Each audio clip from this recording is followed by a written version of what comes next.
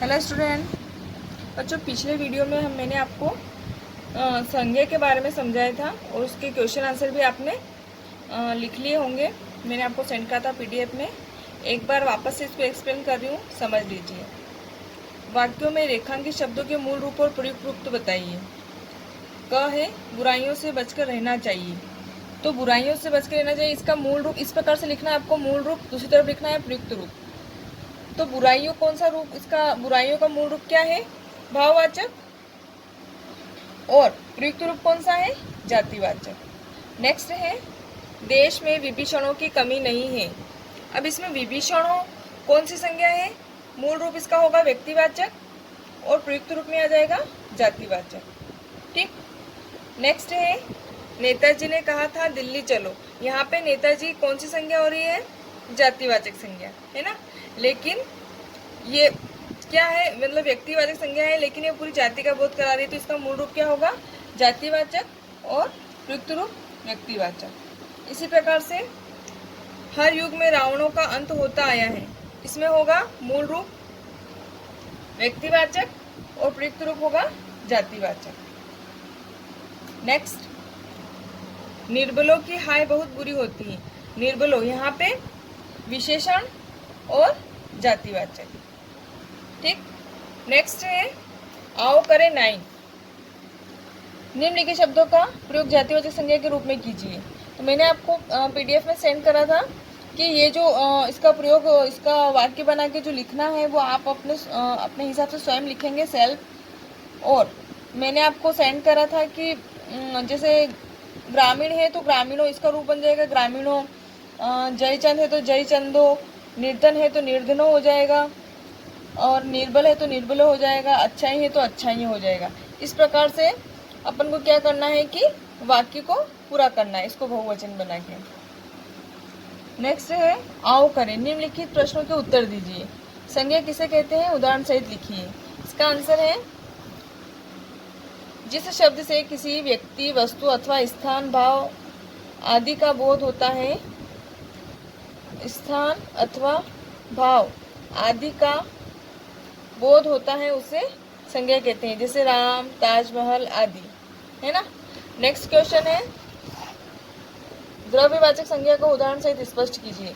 द्रव्यवाचक संज्ञा मैंने आपको समझाया था, जिस संज्ञा शब्द से किसी द्रव्य या पदार्थ का बोध होता है उसे द्रव्यवाचक संज्ञा कहते हैं। जैसे बिल्ली सारा दूध चट कर गई, है ना। यहाँ पे पदार्थ या द्रव्य का बोध हो रहा है, जैसे दूध। ठीक। नेक्स्ट है व्यक्तिवाचक संज्ञा का जातिवाचक संज्ञा के रूप में कब प्रयोग होता है? जब व्यक्तिवाचक संज्ञा किसी विशेष व्यक्ति का बोध न कराकर उस व्यक्ति जैसे गुण या दोष से युक्त सभी व्यक्तियों का बोध कराती है, तब उसका प्रयोग जातिवाचक संज्ञा के रूप में प्रयोग होता है। मतलब जब व्यक्तिवाचक संज्ञा किसी विशेष व्यक्ति का बोध नहीं कराकर उस व्यक्ति के जैसे गुण है या दोष है, उसी प्रकार से सभी व्यक्तियों के गुण दोष का बोध होता है, वहां पर जातिवाचक संज्ञा का प्रयोग होता है। नेक्स्ट है भाववाचक संज्ञा कब जातिवाचक संज्ञा का रूप ले लेती है? तो इसका आंसर है यद्यपि भाववाचक संज्ञा का प्रयोग केवल एक वचन के रूप में होता है। हमेशा जब कहीं भी एक वचन होता है तो वो मतलब भाववाचक संज्ञा होती है, वो हमेशा एक वचन में होती है ना। लेकिन जब भाववाचक संज्ञा का प्रयोग बहुवचन के रूप में होने लगता है तो वह जातिवाचक संज्ञा का रूप ले लेती है। जैसे बुराइयों को हमेशा अनदेखा करना चाहिए। तो बुराइयों यहाँ पे क्या हो गया? यहाँ पे भाववाचक संज्ञा नहीं होकर जातिवाचक संज्ञा होगी। ठीक है। तो बच्चों आपको समझ में आ गया होगा। अब नेक्स्ट है आपका चित्र वर्णन। चित्र वर्णन में आपको क्या करना है कि चित्र को देखना है और उसका वर्णन करना है, उसको समझना है। अब चित्र वर्णन हम किस प्रकार से करेंगे, इसके लिए पीछे कुछ दे रखा है तरीका, वो मैं आपको एक्सप्लेन कर देती हूँ। इस तरीके से इसको समझ के हम चित्र वर्णन आसानी से कर पाएंगे। तो चलिए शुरू करते हैं। चित्र वर्णन अर्थात चित्र के बारे में बताना। चित्र वर्णन मौखिक व लिखित अभिव्यक्ति का एक रूप है, जिसके अंतर्गत प्रस्तुत चित्र व उसमें हो रही घटनाओं का विस्तृत वर्णन किया जाता है है ना, कि मौखिक और लिखित दोनों अभिव्यक्ति का एक प्रकार से समझने के लिए तरीका है। इसके अंतर्गत प्रस्तुत चित्र में उसमें हो रही घटना का वर्णन किया जाता है। जो भी चित्र दिया गया है उसको देखकर उसका वर्णन अपन आसानी से कर सकते हैं, लेकिन उसके लिए हमें क्या करना पड़ेगा, उसका तरीका जानना पड़ेगा। तो इसका तरीका क्या है? फर्स्ट वाला, चित्र को ध्यान से देखो। सबसे पहले जो चित्र दिया गया है उसको हमें ध्यान से देखना है। उसके बाद मन में जो बातें उभर रही हैं उस पर सोच विचार करना चाहिए। मतलब चित्र को देखने के बाद अपने दिमाग में एक अलग ही पिक्चर बनती है कि चित्र में क्या हो रहा है, टाइम क्या दर्शाया गया है, क्या सिचुएशन चल रही है ना। तो उसके अकॉर्डिंग हमें सबसे पहले मन में जो भाव आते हैं उन पर विचार कर लेना चाहिए अच्छे से। इसके बाद उन विचारों को क्रमबद्ध तरीके से लिखना चाहिए, यानी कि जैसे एक वाक्य दूसरे से संबंधित होना चाहिए। जैसे एक सेंटेंस अपन ने लिख लिया तो दूसरा उससे रिलेटेड होना चाहिए। ठीक, उसमें हो रही घटनाओं का अवलोकन करें। ध्यान से देखने के बाद उसमें क्या क्या हो रहा है, क्या घटना घटित हो रही है और क्या होने वाली है और क्या हो सकती है, वो हमें ध्यान से देखना है और समझना है। उसके बाद चित्र में दर्शाए गए समय को पहचाने। चित्र को देखने से हमें समझ में आ जाता है कि टाइम क्या हो रहा है, या किस समय का वर्णन किया गया है, मॉर्निंग का है या दोपहर का समय है या सुबह का, शाम का समय है। तो वो चित्र को देखकर हम समझ सकते हैं। उसके बाद में पात्रों के हाव भाव को समझे। उसमें जो पात्र दिए गए हैं, जो भी अपन को दिखाई दे रहे हैं पिक्चर में, उनको देखना है, उनके हाव भाव को समझना है, उनके एक्सप्रेशन, जो चेहरा है उसको देख के समझना है कि क्या वो मतलब बोलने वाले हैं, बोल सकते हैं या बोलने वाले हैं। उसके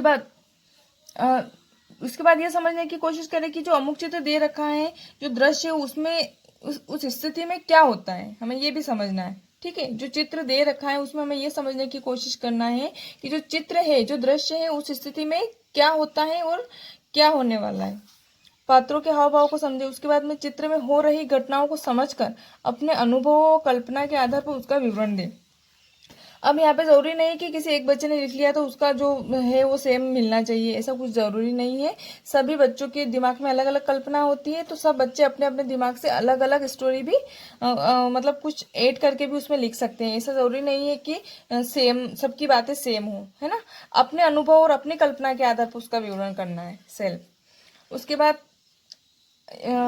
ये समझने का भी प्रयास करें कि चित्र आपको क्या प्रेरणा दे रहा है। लास्ट में हमें ये भी समझना है कि उस चित्र से हमें प्रेरणा क्या मिल रही है, हमें शिक्षा क्या मिल रही है। चित्र में हो रही घटनाओं को आधार पर लिखें। उसके बाद में वर्णन के दौरान विभिन्न शब्दों जैसे संज्ञा, सर्वनाम, विशेषण, क्रिया विशेषण, समानार्थी, विलोम शब्द आदि का प्रयोग करें।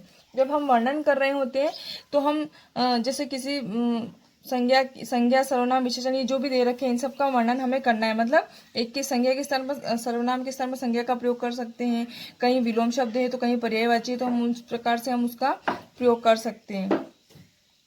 चित्र में आगे प्रत्यक्ष रूप से हो रही घटनाओं से आरंभ करके चित्र में अप्रत्यक्ष रूप से हो रही घटनाओं तक का वर्णन करें। मतलब चित्र में हमें देखना है कि जो प्रत्यक्ष है वो तो हमें दिखाई दे रहा है, लेकिन अप्रत्यक्ष रूप से भी क्या हो सकता है और क्या हो रही है और क्या होने वाली है, वो भी हम इसमें एक्सप्लेन कर सकते हैं। और सबसे जरूरी बात यह है कि चित्र वर्णन 30 से 50 शब्दों में होना चाहिए। चित्र वर्णन बहुत ज्यादा बड़ा नहीं लिखना है, और ये भी जरूरी नहीं है कि 30 से 50 शब्द लिखा है तो आप उनको काउंट करने लग जाए कि इतने वर्ड हो गए। ऐसा नहीं है बिल्कुल भी, है ना। कोई भी जो आपकी कॉपी चेक करता है, जो कोई भी एग्जामिनर होता है, वो आपके काउंट नहीं करेगा कि आपने कितने वर्ड लिखे हैं। लेकिन कहने का मतलब ये है कि हमें 30 से 50 शब्दों में लिखना है, तो समय सीमा का हमें पूरा ध्यान रखना है। उसके बाद में आओ करें 11। नीचे दिए गए चित्र को देखकर उसका वर्णन कीजिए। बच्चों, आपको आई थिंक ये समझ में आ गए हैं। इन जो मैंने तरीका आपको बताया है, इसको ध्यान में रखकर आपको क्या करना है कि स्टोरी टाइप बनानी है, उसको समझ के लिखना है। तो आपको ये वाला चित्र है, इसका वर्णन करना है, और ये जो पीछे दे रखा है ये वाला चित्र भी आपको समझना है, और इसका भी आपको वर्णन करना है। इसमें हेल्प के लिए कुछ चीजें भी दे रखी है, जैसे चित्र से संबंधित संज्ञा शब्द दे रखे हैं, चित्र से संबंधित विशेषण शब्द भी दे रखे हैं, चित्र से संबंधित क्रिया शब्द दे रखे हैं। तो इनकी हेल्प लेके आपको ये वाला जो चित्र है इसका वर्णन अपनी कॉपी में करना है। आपको पिक्चर कॉपी में ही उतारना नहीं है और बनाना भी नहीं है, सिर्फ आपको चित्र देख के वर्णन अपनी कॉपी में करना है, फेयर कॉपी में। ठीक है, ये वाला जो चित्र आपकी कॉपी इसमें दे रखा है बुक में, ये सेम पिक्चर है ना। तो मैंने जो आपको चैप्टर एक्सप्लेन किया है इसके आधार पे आप इस चित्र का वर्णन आसानी से कर पाएंगे। ठीक, तो आपको सबको समझ में आ गया होगा। नेक्स्ट वीडियो में अपन नेक्स्ट चैप्टर पढ़ेंगे, पाठ 2, टाइम मशीन की एक यात्रा। ठीक है, तब तक आपको जहां तक मैंने कंप्लीट करवा दिया है, आपको अपनी फेयर कॉपी में सब लिखना है। और thank you, have a nice day.